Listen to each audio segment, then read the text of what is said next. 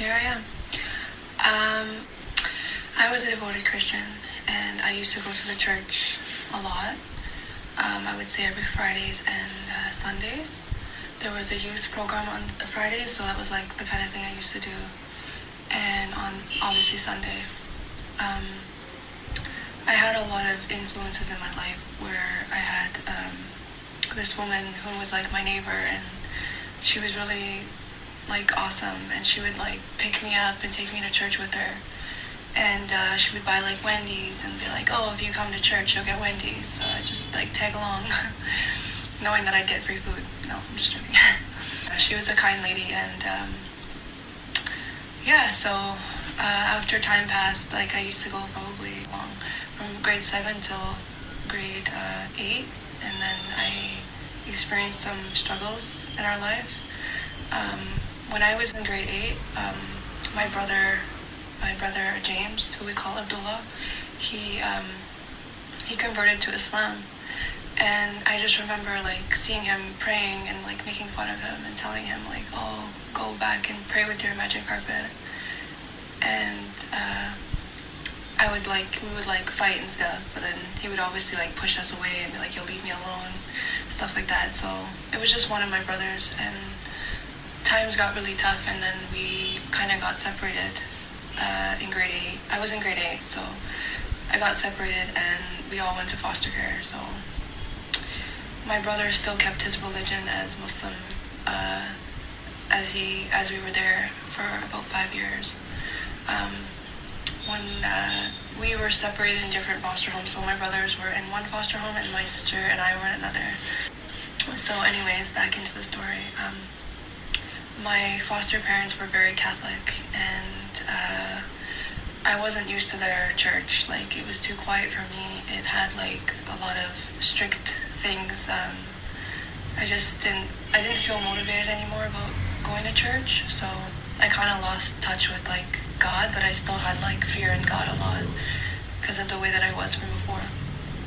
But so that like all these changes with my brothers living in my foster home, like they'd come over to our place and we'd take turns going to theirs because, you know, they let other children go to other relatives' foster homes. So my brothers would come wearing like thobes and stuff. So I just looked at them and I, alhamdulillah, accepted them and stuff like that. So, you know, I loved them. I didn't really know anything about Islam, but I just accepted it because they were my brothers. So slowly throughout the years, one by one was like converting to Islam, and I just thought they were all Muslim, so, you know, I just, you know, like respected them and let them do what they wanted. And I got out of that foster home after 5 years, and I ended up living on my own, and I ended up struggling, you know.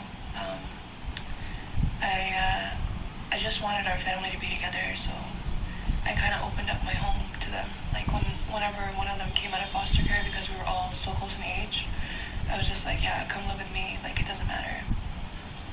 And slowly, like after like I would say 8 years in total, I think I was about 21 or 22, I saw that they were practicing and stuff like that, and you know, at the time I was going through a lot of emotions and depression and stuff like that, like, because like, you know, as a kid I kept thinking to myself like, number one, like, we finish school, you know, we graduate, what happens after that? We save our money, we rent an apartment, what happens after that? You get married or you find a person that you love, and then what happens after that? Like, I just kept thinking to myself, like, what happens after that? We get the house that we want, we have a family, what happens after that? And we die. Like, this is just not the way life should be, like, if that makes any sense.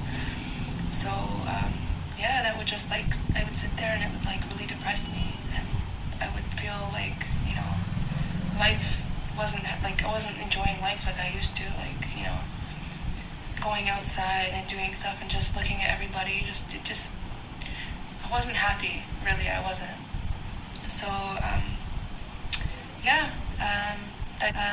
that day came where I asked, I don't know if I've said this, but I have a twin brother, so, and I just turned to him, and I asked him questions and like, what happens after this? What are that? He started explaining things to me like about like how I need God. I literally just broke down and started crying. I'm like, teach me more, like teach me more. And then he just kept teaching me, and eventually I watched him, I heard them, because they were all in my home, they were all living with me. I heard them praying, and I just remember hearing them recite like, you know, Al-Fatiha.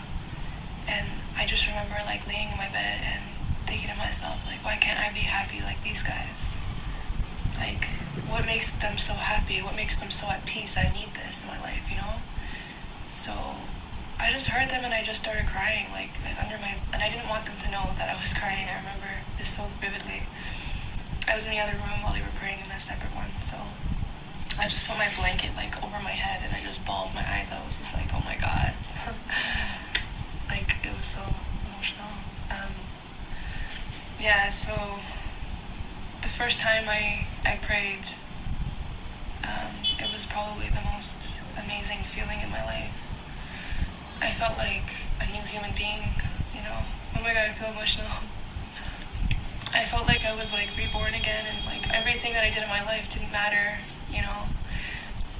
The first time I prayed, I put my head down and I just cried. I couldn't even get up off the prayer mat. And I remember my brothers, like, I just had to follow through, and I didn't understand much about how to pray or anything. I just wanted to feel connected with God, and that's my story. So it's been 7 years now, and alhamdulillah, I'm married, I have 2 kids, and yeah, so that's my revert story.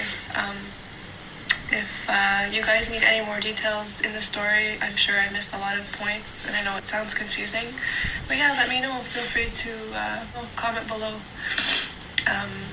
anything you need me to talk about or answer any questions. Assalamu alaikum warahmatullahi wabarakatuh.